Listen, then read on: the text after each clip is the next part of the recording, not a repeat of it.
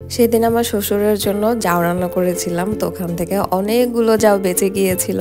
তো এতগুলো জাউ ফেলে দিতে আমার খুব মায়া লাগছিল। ভাবছিলাম যে এগুলো দিয়ে কি করা যায়। আসলে ঝাল কিছু বানানোর কথা আমার মাথায় আসে নাই, কিন্তু মনে হচ্ছিল যে মিষ্টি টাইপের কিছু একটা বানাই।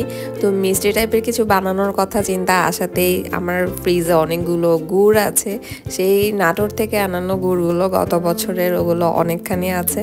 তো হুট করে ওটার কথা মনে পড়লো, তো তাড়াতাড়ি করে গুড়গুলোকে নামিয়ে ভিজিয়ে ফেললাম গলানোর জন্য।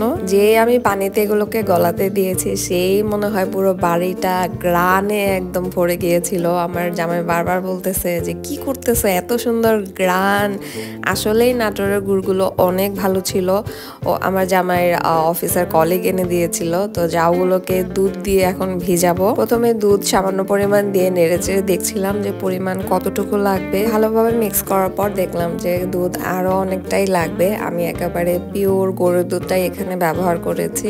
এই ধরনের ফিরনি বা পায়েস রান্না করতে গেলে দেখা যায় সারাক্ষণ এটাকে নাড়াচাড়ার উপরে থাকতে হয়, নয়তো নিচে দিয়ে লেগে যায়। সামান্য পরিমাণ গুঁড়া দুধ দিয়ে দিলাম, এতে দেখা যাবে সুন্দর একটা গ্রান বের হবে, খেতেও আরো বেশি মজা লাগবে।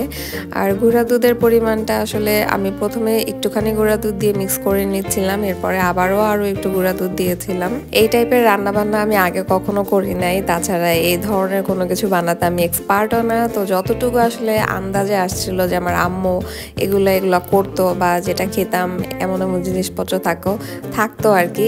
এই আন্দাজ করেই না আমি আসলে জিনিসগুলো রেডি করছিলাম। আমার আম্মুকে দেখতাম ফিরনি বা পায়েস এই টাইপের জিনিসগুলোতে হচ্ছে এরকম এলাচ দারচিনি দিত, একটু তেজপাতাও দিত। তো আমি একটু এলাচ আর দারচিনি দিয়ে দিলাম, আর তারপরে কতক্ষণ নেড়ে চেড়ে ভালো করে মিক্স করে নিয়েছি। এরপরে যখন দেখলাম যে দুধটা খুব ভালোভাবে মিক্স হয়ে গিয়েছে জাউটার সাথে, তখন গুড় দিয়ে দিলাম খানিকটা। গুড়ের কালারটা মারাত্মক সুন্দর, আর অতক্ষণে এত সুন্দর একটা গ্রান বের হয়েছিল।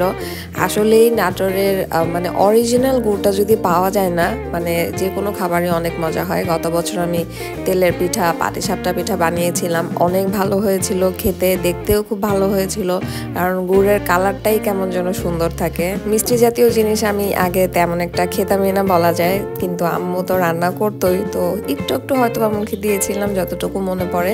যে আমি এমন কিছু একটা খেয়েছিলাম যে এমনই একটা ফিরনি বা পায়েসের মধ্যে নারিকেল গুঁড়া গুঁড়া করে দিয়েছিল, ওটাও খেতে ভালো ছিল। তো এইরকম টাইপের ফিরনি বা পায়েস কে কে খেয়েছিলেন কমেন্ট করে জানান তো। পায়েসটা অতক্ষণে অনেকটাই ঘন হয়ে গিয়েছে, আর ঘন হয়ে যাওয়ার পরেই একেবারে খাওয়ার জন্য রেডি। তো বাসায় যারাই এসেছিল সেদিন সন্ধ্যাবেলা সবাইকেই দিয়েছিলাম, সবাই খেয়ে খুব প্রশংসা করেছে।